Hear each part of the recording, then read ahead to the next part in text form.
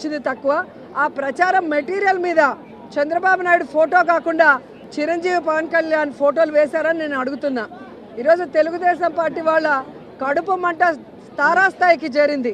అటు సంక్షేమం, ఇటు వెల్ఫేర్, అలాగే మీరు చూస్తే ఇండస్ట్రీసు, అలాగే హౌసింగు, ఈ విధంగా శరవేగంగా అన్నీ చేసుకుంటూ పోవటమే కాకుండా ఈరోజు యువతని కూడా ఆయన దృష్టిలో పెట్టుకొని వారికి విద్యను అందించడమే కాకుండా క్రీడల్లో కూడా వాళ్ళకి సముచిత స్థానాన్ని కల్పించే విధంగా ఈ ఆడుదాం ఆంధ్రాని తీసుకురావడంతో ఈరోజు వాళ్ళు మాట్లాడుతున్న మాటలు మీరు అందరూ కూడా గమనిస్తున్నారు.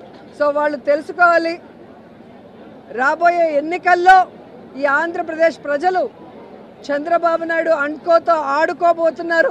వీళ్ళందరినీ కూడా హైదరాబాద్ వరకు పారిపోయేలాగా తరిమి కొడతారని కూడా ఈ సందర్భంగా తెలియజేసుకుంటున్నాం. ప్రత్యేక హోదా, రైల్వే జోన్, తర్వాత విభజన హామీల కోసం జగన్మోహన్ రెడ్డి ప్రతిపక్షంలో ఉన్నప్పుడు చేసిన పోరాటం అధికారంలో వచ్చినప్పుడు చేయలేదని స్వయంగా షర్మిల గారు అంటున్నారు.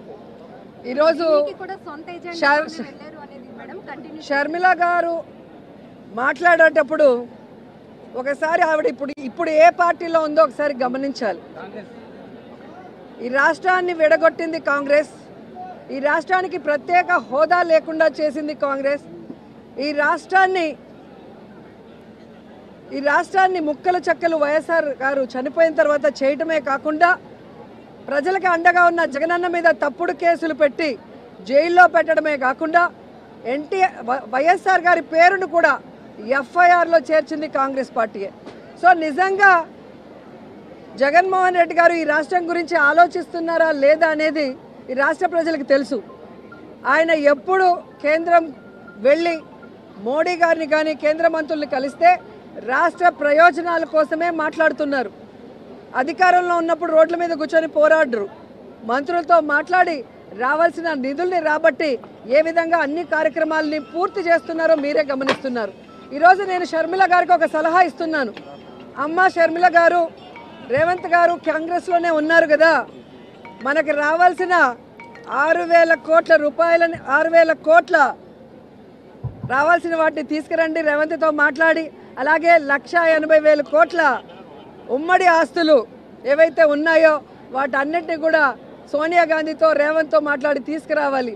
ఊరికే ఆంధ్రప్రదేశ్లో వచ్చి విషం చెందితే ప్రజలు ఎవరు కూడా నమ్మే పరిస్థితి లేదు అని కూడా ఈ సందర్భంగా తెలియజేసుకుంటున్నా.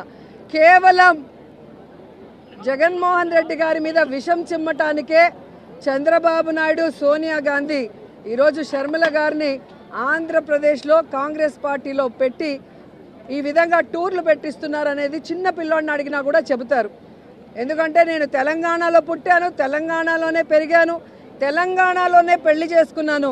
తెలంగాణ ప్రజలు నా ప్రజలు, నా జీవితాంతం ప్రాణం ఉన్నంత వరకు తెలంగాణ ప్రజల కోసమే పోరాడతానని ఒక పార్టీ పెట్టి ఈరోజు ఏ లబ్ధి కోసం ఆ పార్టీని కాంగ్రెస్లో విలీనం చేసిందో తెలంగాణ ప్రజలకి చెప్పాలి. ఏ లబ్ధి కోసం తెలంగాణ ప్రజల్ని గాలి కొదిలేసి ఇక్కడ జగనన్న మీద విషం చిమ్ముతుందో కూడా చెప్పాల్సిన అవసరం ఉంది. ఈరోజు కాంగ్రెస్ పార్టీ తరఫున షర్మిల గారు కానివ్వండి, ఎవరు వచ్చినా కూడా వాళ్ళకి జీరో వాల్యూ. ఎందుకంటే ఇదే షర్మిల గారు పాదయాత్రలో కానీ తెలంగాణలో పార్టీలు పెట్టిన తర్వాత కానీ ఆమె స్పీచెస్ ఒకసారి మీకు చూస్తే మీకే అర్థమవుతుంది. రేవంత్ ఒక దొంగ, కాంగ్రెస్ ఒక పనికిమాలిన పార్టీ. ఈరోజు రాజశేఖర్ రెడ్డి గారు బ్రతుకుంటే కాంగ్రెస్ మొహం మీద ఉమ్మేసి ఉంటాడని మాట్లాడిన వ్యక్తి అదే కాంగ్రెస్లోకి ఈరోజు తన పార్టీని విలీనం చేసి తాను జాయిన్ అయ్యి ఏ విధంగా కాంగ్రెస్ కండువా కప్పుకొని చంద్రబాబు నాయుడు స్క్రిప్ట్ ఎందుకు చదువుతుందో ఆవిడ చెప్పాల్సిన అవసరం ఉంది. ఆవిడ ప్రశ్నలకి జగన్ గారు సమాధానం చెప్పాల్సిన అవసరం లేదు. ఈ రాష్ట్రం కోసం, రాష్ట్ర ప్రజల కోసం, ఈ రాష్ట్రం విడిపోయి నష్టాల్లో, కష్టాల్లో, అప్పుల్లో చంద్రబాబు నాయుడు కాంగ్రెస్ ముంచేసినా ఈరోజు కుంటి సాకులు చెప్పకుండా సమర్థవంతంగా పరిపాలిస్తూ తానిచ్చిన ప్రతి వాగ్దానాన్ని నెరవేరుస్తూ సంక్షేమం, అభివృద్ధి రెండు కళ్ళగా పరిపాలిస్తున్న జగనన్నకి ఈ రాష్ట్ర ప్రజలు ఎప్పుడూ అండగా ఉంటారు. ఆయన మీద విషం చెమ్మడానికి వచ్చే